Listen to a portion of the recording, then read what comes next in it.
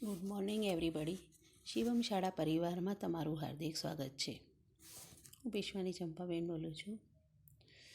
ધોરણ 4 વિષય ગણિત. આપણે 9 ચેપ્ટર સુધી વિડીયો જોયા.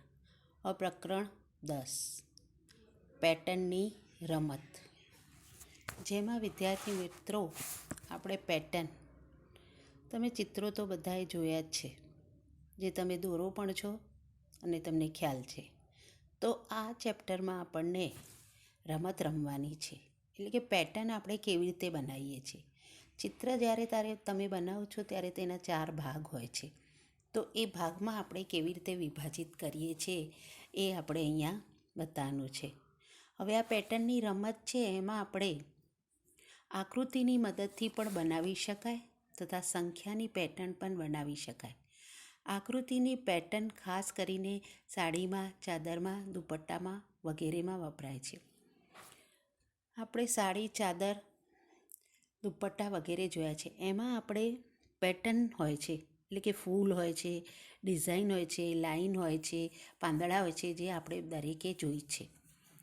તો અંગ્રેજી મૂળાક્ષરોની પણ પેટર્ન બનાવી શકાય. કોઈ પણ પેટર્નને આગળ વધારવા જે તે પેટર્નમાં નિયમની ખબર હોવી જોઈએ. પેટર્ન આપણે કેવી રીતે બનાવીએ છીએ, એટલે કે ઉપર, નીચે, આજુબાજુ આપણે એ ચિત્રને દર્શાવીએ છીએ. જે આપણે પેટર્નનો ઉપયોગ ગુપ્ત સંદેશ મોકલવા માટે પણ થાય છે. ભોંયતળિયાની લાદીમાં પણ પેટર્ન હોય છે. આપણે ટાઇલ્સમાં પણ પેટર્ન જોઈ છે. તમે જોયા હશે કે પાંદડા, ફૂલ, પક્ષી કંઈ પણ આપણે અહીંયા દર્શાવેલું હોય છે. તો અહીંયા આપણે આકૃતિની પેટર્ન જોવાની છે, એટલે કે અહીંયા આકૃતિ દોરેલી છે, જે તમને ચિત્ર દેખાય છે. આપણે 4 ચોરસ હોય છે. 4 ચોરસમાં આપણે અહીંયા આકૃતિમાં દેખાય છે કે 3 ચોરસ છે. એમાં એક ચોરસમાં આપણે લંબગોળ નથી કર્યું, એ નીચેના ચોરસમાં નથી કર્યું. પછી આપણે બીજી આકૃતિ છે, એમાં સાઈડનું છે, એમાં નથી કર્યું.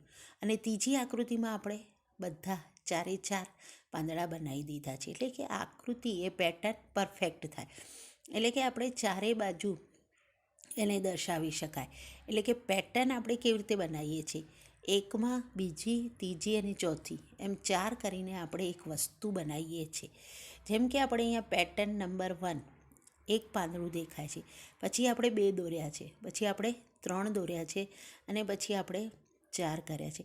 એટલે કે 4 દોરીને પાંદડા આપણે પેટર્ન પૂરી કરી છે, જે આપણને ચિત્રમાં દેખાય છે. જે તમને જોવા મળે છે કે એક પાંદડું, પછી છેલ્લું પાંદડું બતાવ્યું, એટલે કે ઉપર, નીચે અને આજુબાજુ, જે આપણે ચિત્ર કરીને પેટર્ન બનાવ્યું.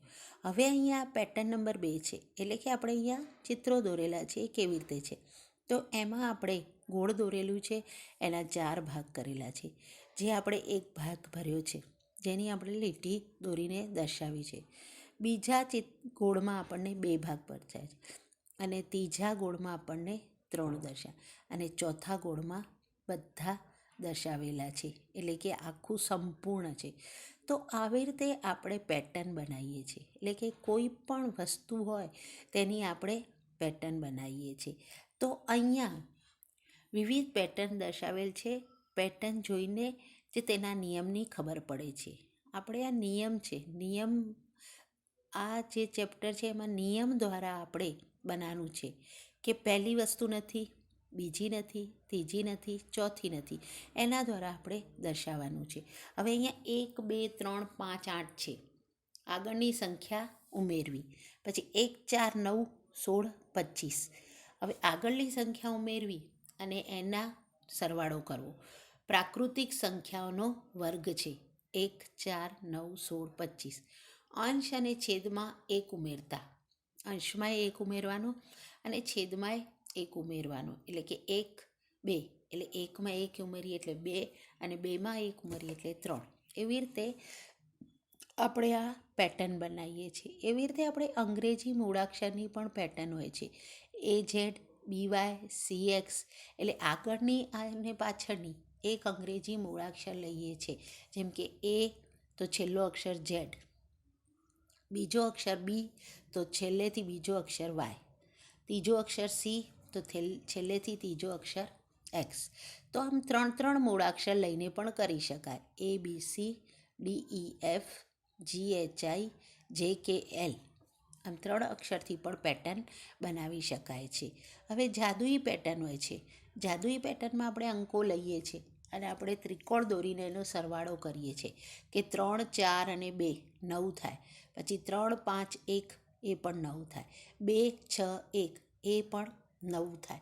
એટલે કે સરવાળો સરખો, એટલે કે પેટર્ન બનાવવા માટે સરવાળો સરખો કરવામાં આવે છે.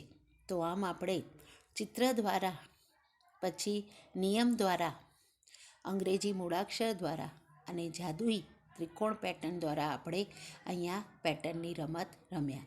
જે આપણે અહીંયા દોરવાનું છે અને નોટમાં લખવાનું છે, જેનું સ્વાધ્યાય મેં તમને આપ્યું છે, જે તમારે સ્વાધ્યાય નોટમાં પણ કરવાનું છે અને સ્વાધ્યાય પોથીમાં કરવાનું છે. Thank you.